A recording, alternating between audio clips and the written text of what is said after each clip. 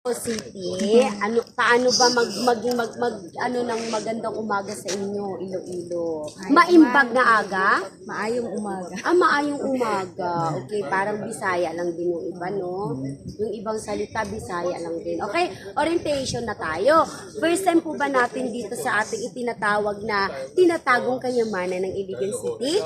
Yes. Okay, dahil first time po natin, wala ho ba tayong iniindang sakit, high blood, asthma, heart failure. Huwag po tayong magagalit mainis sa akin pag tinatanong ko po kayo ng ganyan kasi po malayo-layo po ang hangganan na ating lalakbayin at nakakahingal din po ang ating aakyatin mamaya, okay?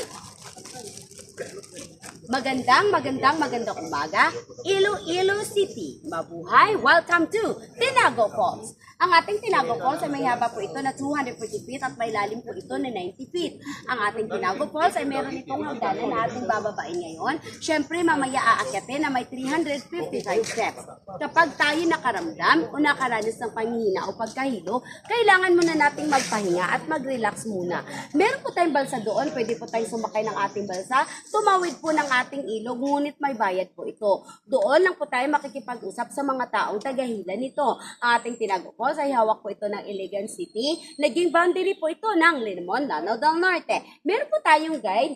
Siya po ang magbibitbit ng ating mga gamit, magbabantay po ng ating mga gamit dahil baka po naman may mawala ng mga gamit natin habang tayo nag-enjoy sa paliligo ay wala po tayo mapaghanapan dahil talagang marami na po tao sa baba.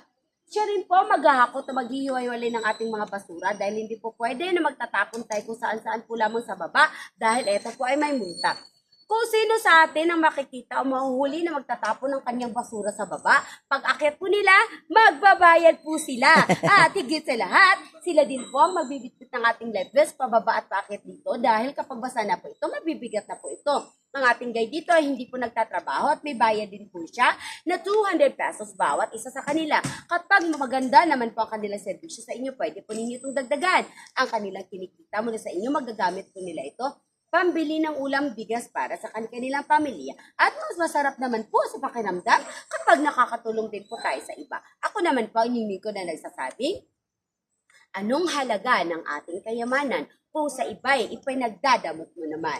Magandang umaga, Iloilo City! Once again, mabuhay! Welcome to Tinago Falls! Thank you. Salamat. Guide, kilalanin niyo ang guide mo, ma'am. Guide niyo po, siya po si Makoy. Makoy. Siya po si Makoy. Good morning. Opo, salamat. Siya po ang mag-iwas sa inyo sa mga madudulas sa bato dahil alam niya kung saan kayo pipicturan at yun lang po ang trabaho niya rito. So kayo na po ang bahay magbigay ng 200 sa kanya at kung nasa sa inyo po, magbigay kayo ng tip, depende po sa kanya. Salamat po. Mag-ingat po kayo, madam. Welcome to Tinago Falls. Summer man.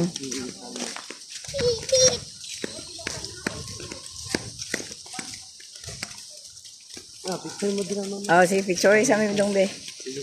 Welcome to Tinago.